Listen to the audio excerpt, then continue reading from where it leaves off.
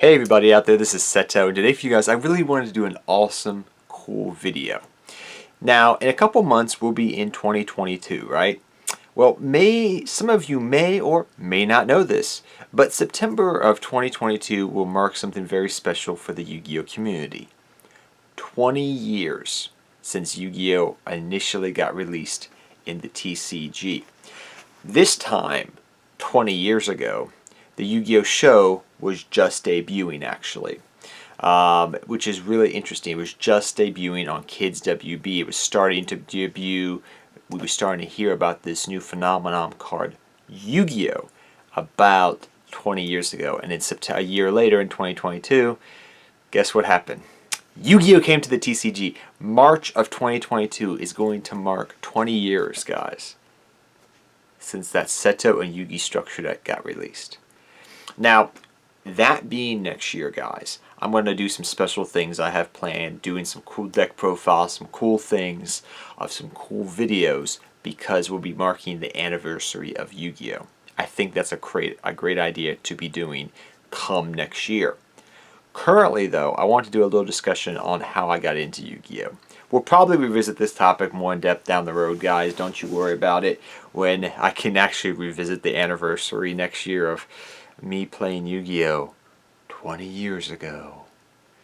Feels just like yesterday, except I was shorter and a little bit more chubbier. Just saying. I got a little pounds now, but you know, like I'm not as big as I used to be. I was a little. I had chubby cheeks back then, like chipmunk cheeks. Yeah. Seto Kaiba, the chipmunk of YuGiOh. That was my nickname. I'm joking. That's a joke. But yeah, so how did I get into YuGiOh? So pretty much like a lot of you guys, I actually saw the original YuGiOh series on TV. And like I said, we'll go into more in depth of this in the future. So pretty much one Saturday morning, I wake up and I'm actually watching Pokemon. Yes, Pokemon. And believe it or not, I have this right here for you guys.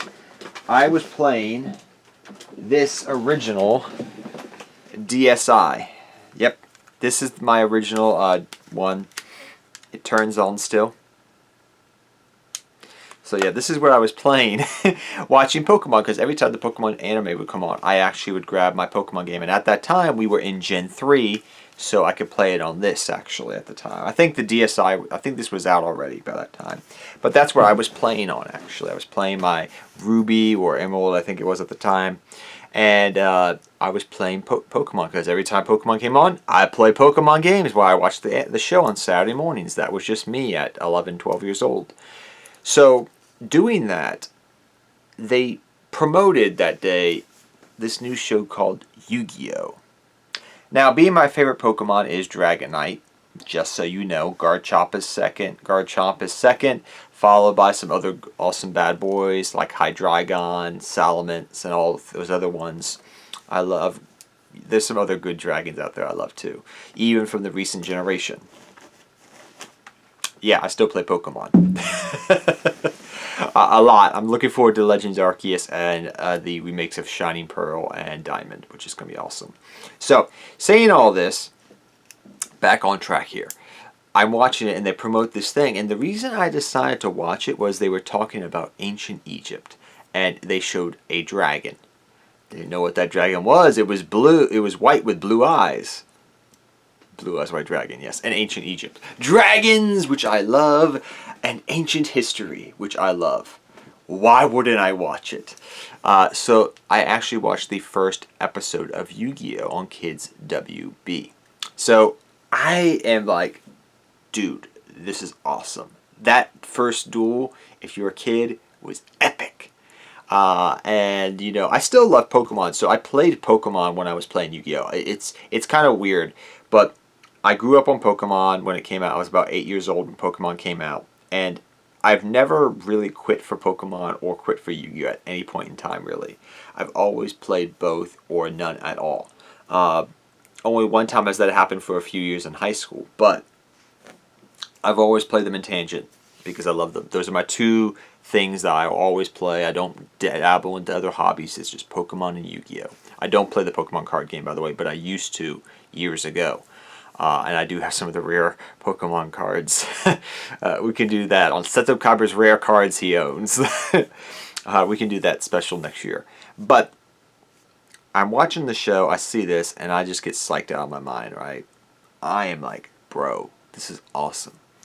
So I go to school a couple of weeks later because we were just getting back into school. And at the time, there was a lot going on in my community with some stuff like just right, like not good. It was national news. I'll just say that going on at that time in Northern Virginia, DMV, DC area, and pretty much we were told to stay indoors during recess because of what was going on.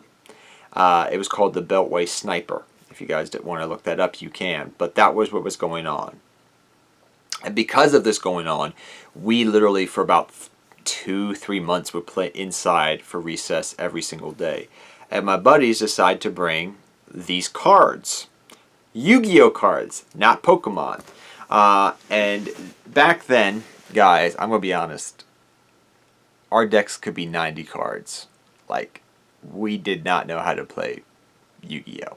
Like, it was at that time, Legend of Blue Eyes had dropped, Metal Raiders had dropped, and Magic Rulers was about to drop. So we were just getting some new Magic Ruler cards. So I got started kind of in that Legend of Blue Eyes Metal Raider phase because those were the two main packs out.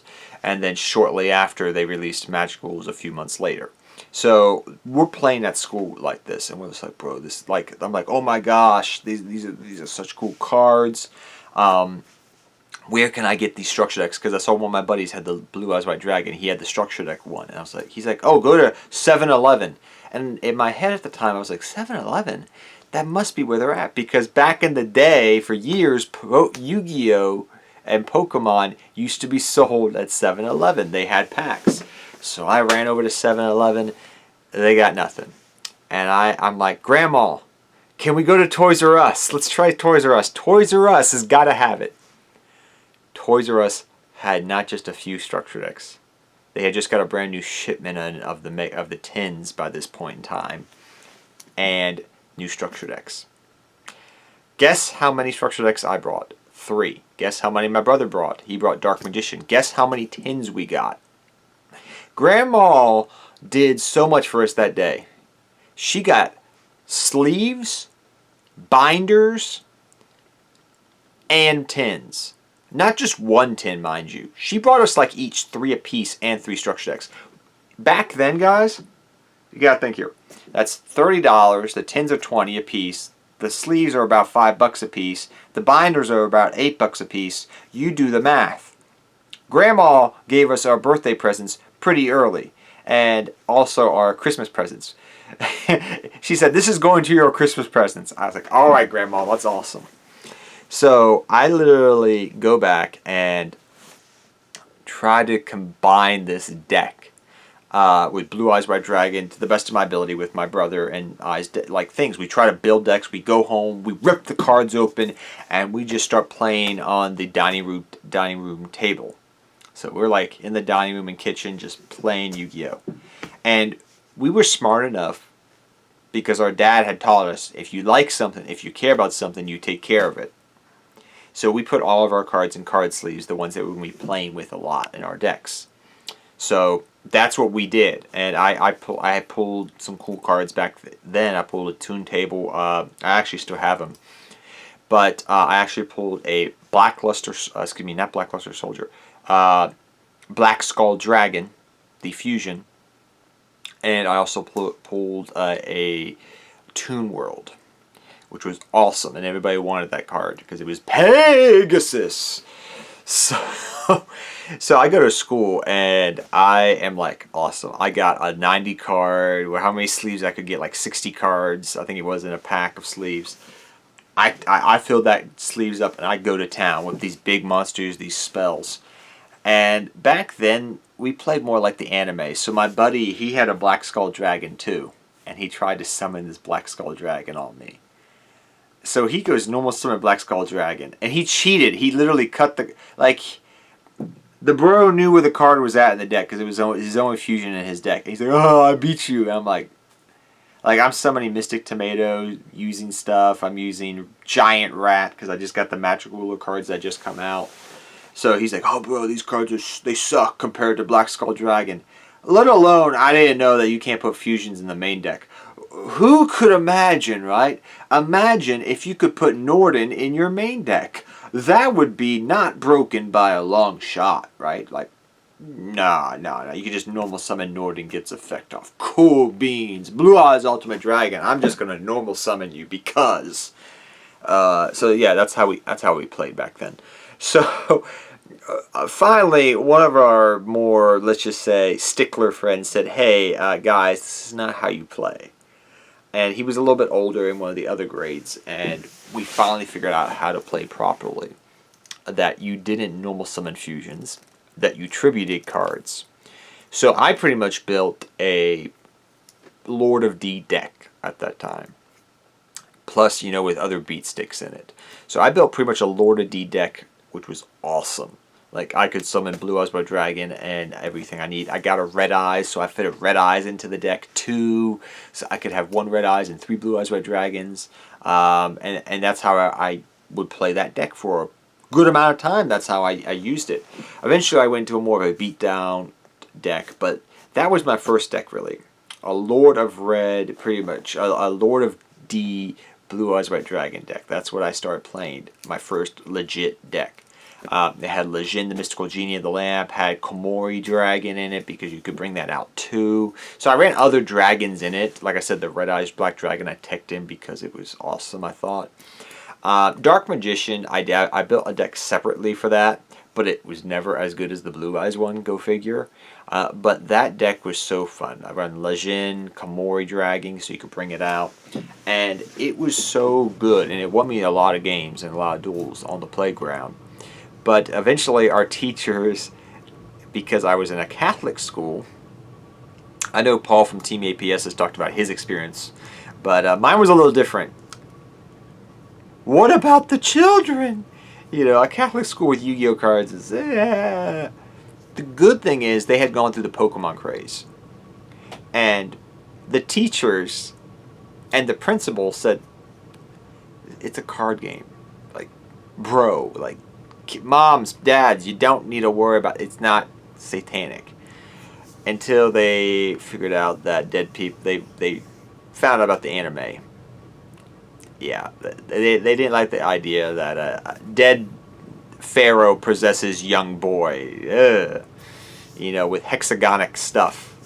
Spellbinding circles. Yeah. That was a little too much for them. So after about 4 months of doing this, it's probably about November of this time. We've been playing since September or August.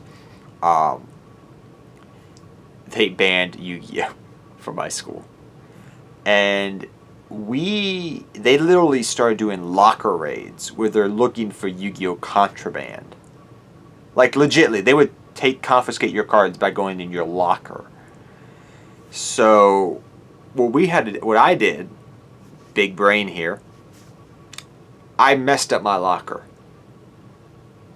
Let me see, what'd you do? I buried my cards in my dirty locker. So what I did is I made sure that my locker was dirty. Like, it smelled, it was awful, but I put my cards in a Ziploc bag, and I had a deck box, so I put them in the deck box, and I hid them at the bottom of the locker. So it's buried on all these, on top of all this, this deck box that's in a plastic sleeve, plastic Ziploc bag in it. Is all this stuff, stinky gym clothes, books, binders. Like I remember, she goes to the locker, she opens it up, closes it right back up. Nope, not worth it. Next. Like, that's literally what happened. I was like, yes, big brain plays. And it worked, and that's how and so what I would do is I would take my deck, and we actually didn't play. We never played on the asphalt outside, actually, guys. I'm just going to let you know that. We took those, and what we pretty much would do is we would go to there was after school activities we would have, so we would either go there to play Yu-Gi-Oh, so we would go and play Yu-Gi-Oh there, and they didn't care. It was like older kids, they were like, whatever. We're like, parents who were like chill, and they were just like, yeah, you can play it, I don't care. So like it was perfectly fine. And then eventually we found our own card shop to play, which was awesome. But that was my early start in Yu-Gi-Oh! That's the long and short of it. But eventually I'll do a more in-depth profile and show you some of my original cards that I still have actually, which is really awesome. But that's my experience in getting started in Yu-Gi-Oh! So guys, I'd love to hear your story of how did you get into Yu-Gi-Oh? How did you get started? What caused you to get into the game? Love to hear your stories down below. And until next time, guys, take care, have fun dueling, good luck dueling. Hope you enjoyed this story time with Seto, and I'll see you all next time. Take care, everybody. Good luck dueling to all of you.